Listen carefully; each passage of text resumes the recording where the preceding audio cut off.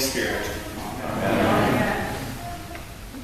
A few days ago, as the Ralston family and I and the members of my staff were gathering to discuss the planning of this celebration of Jim's life, I raised the question of whether they wanted to have a friend or family member come up and say a few words during the service. And Susan, Jim's wife, said to me, "No, the music will be enough of a eulogy." As the preacher, I thought this might be a hint.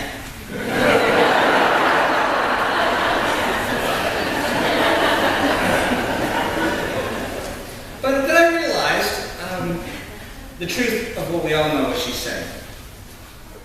Jim was not, for most of us, a husband, or a father, or a grandfather, or a great-grandfather.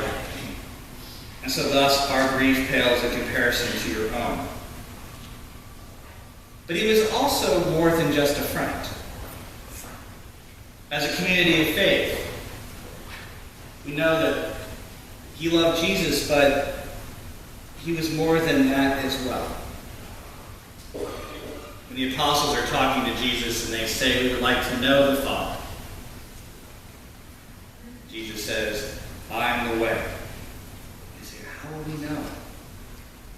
Because you know me.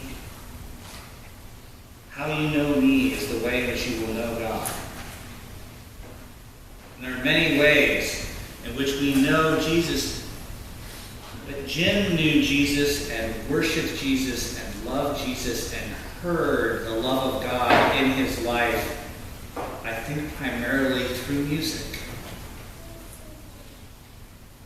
But even that is not what we are celebrating here today. What we're celebrating here today is that he gave to all of us a gift. And that gift is that the way that he knew,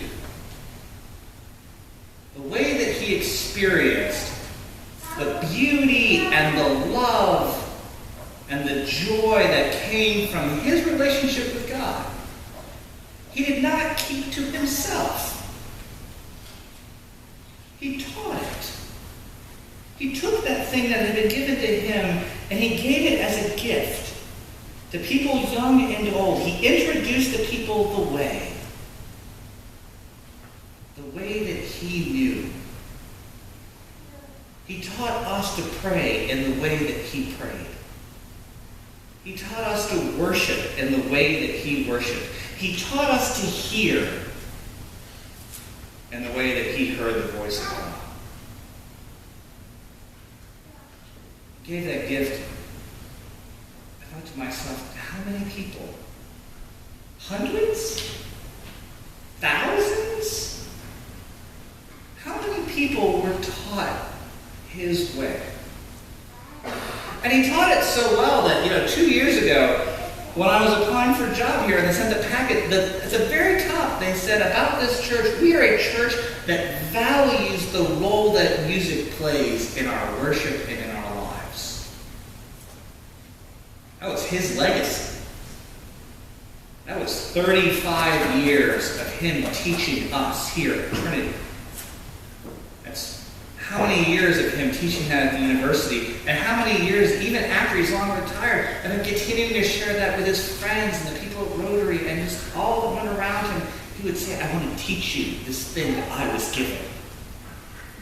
I've been blessed by God, and through me you also shall be blessed."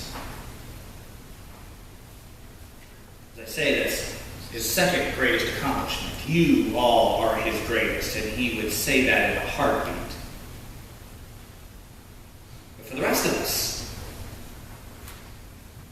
we come together to celebrate and cherish the wonderful ways in which God was active in his life, and Jim's own generosity of spirit that took this glorious thing that he had been given and he gave it to all of us. Now, I also understand there was much more to Jim's life. I was just hearing some story about the Navy before I came into the church today. Something about a typhoon. I look forward to hearing that story later.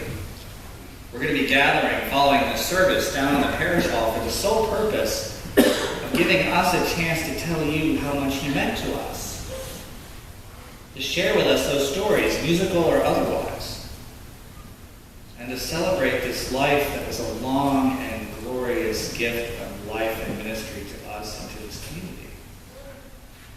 We are all here for that purpose.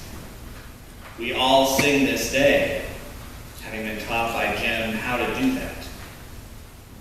We worship and give thanks today because he taught us so, and we hear that voice that says, his life is not over. It is gloriously transformed, and all the sickness and pain that he has suffered from for the past many years is gone. We hear that when we sing today.